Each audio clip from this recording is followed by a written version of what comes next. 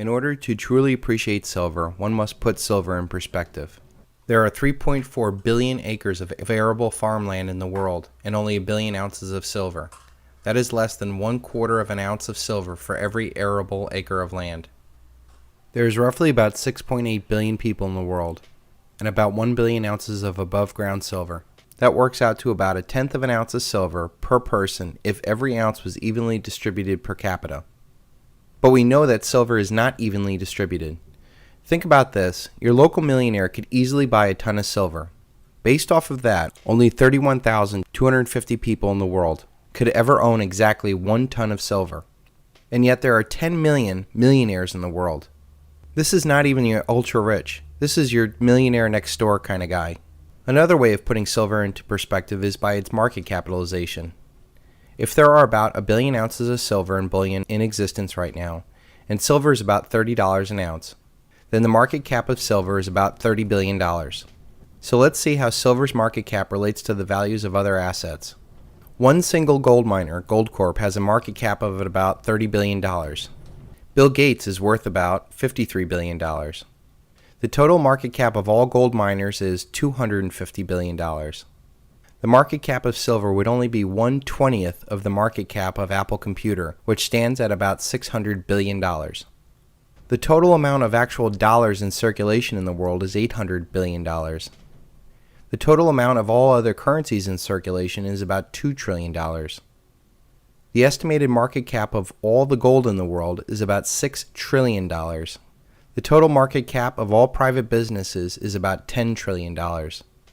The total GDP of America is $15 trillion. The total market cap of all American stocks is about $15 trillion. The total amount of U.S. treasuries in the world is about $15 trillion. The total amount of sovereign world debt is about $15 trillion. The total amount of corporate and muni debt is about $25 trillion. The total value of all commercial property is about $30 trillion. The total estimated market cap of the rest of the world's stock markets is about $50 trillion. The world GDP is $55 trillion. The estimated value of residential real estate is about $80 trillion. The estimated unfunded government liabilities is about $250 trillion. The estimated value of reported derivatives is $700 trillion. And finally, there's an estimated $800 trillion in shadow derivatives. The examples that I mentioned take into account all of the silver bullion on the Earth's surface right now. If we narrowed it down to just the silver that's in the COMEX warehouses of about 100 million ounces, all of those ratios would explode by a factor of 10. The United States alone spends more money on interest on the national debt every day than the entire warehouse of available silver. Let's take this further and really drive it home. Inside the COMEX warehouses, there are 2 classifications of silver, registered and eligible. The registered classification means that the silver is available on demand for delivery to investors. Eligible silver can become registered and deliverable if the owner of silver wants to sell it. This has a hook. It cannot be encumbered by obligations like loans taken out against the bullion, or if it has been leased out. Whether you know it or not, if you are storing your silver at the COMEX, chances are that they can loan out your silver with the promise to pay it back. This is why it's so important to hold your silver physically. If you don't hold it, you don't own it. Currently, there are only 30 million ounces of silver in the COMEX registered and deliverable category. That is less than $1 billion worth of silver. The world could sneeze and come up with that kind of money. And as we've seen, the elite protect this little hoard with a myriad of tricks. The COMEX has a known policy that you can sell unlimited amounts of silver, including paper silver that doesn't exist, but you can only take a limited amount of silver off the table and only on certain times.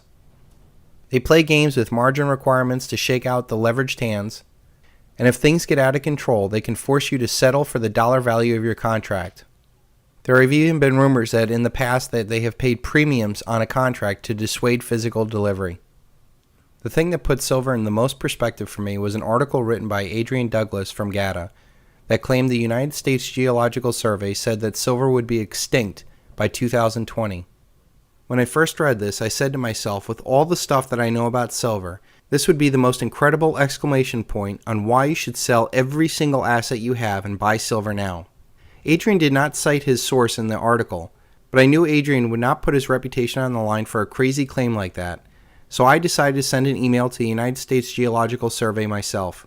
Here's what I wrote. Adrian Douglas wrote a report claiming that the United States Geological Survey said that silver was going to be the first element to become extinct as soon as 2020.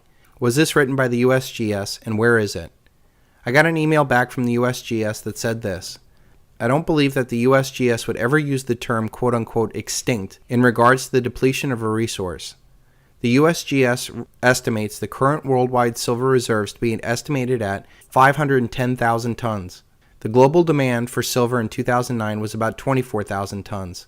If nothing else were to change, the implication would be that we would run out of silver in 20 years.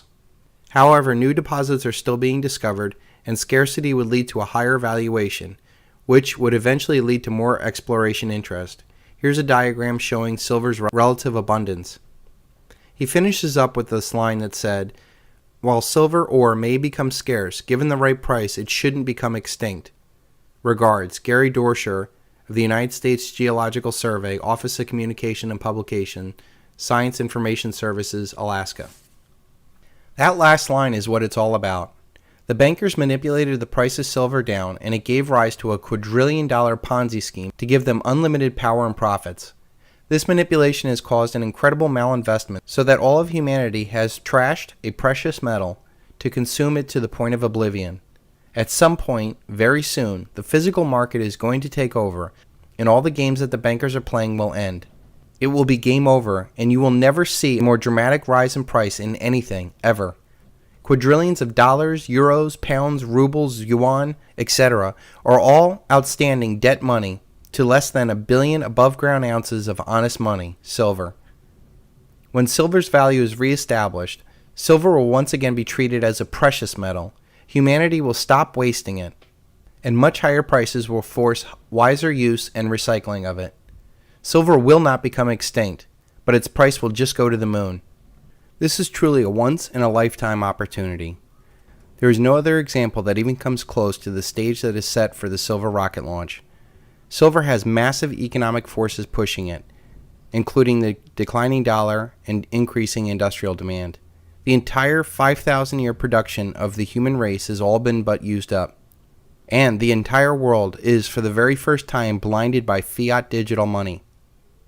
If only one of these factors comes into full play, it would be enough to create generational wealth with silver.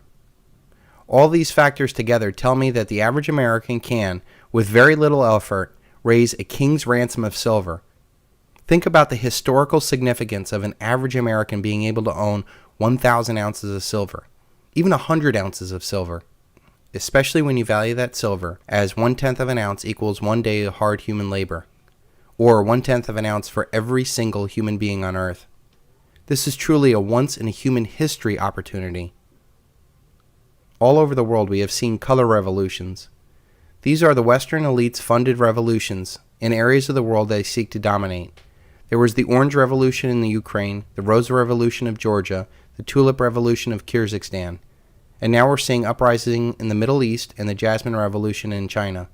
These revolutions all used a simple color to signify a feeling of real change. I propose that we start a silver revolution. The sole purpose is to strike at the root of the elite's power, which is their money system.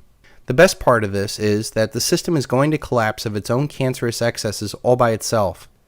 All we have to do is be the silver straw on the elite's back. In the end, I believe that we need a monetary system that has competition. Gold and silver should circulate along with debt-free treasury notes or even local currency. Usury should be abolished. And those that use deceitful practice of forgery, which is known as fractional reserve banking, should be thrown into jail. It would end the era of gamblers and insiders and allow for an honest day's pay for an honest day's work.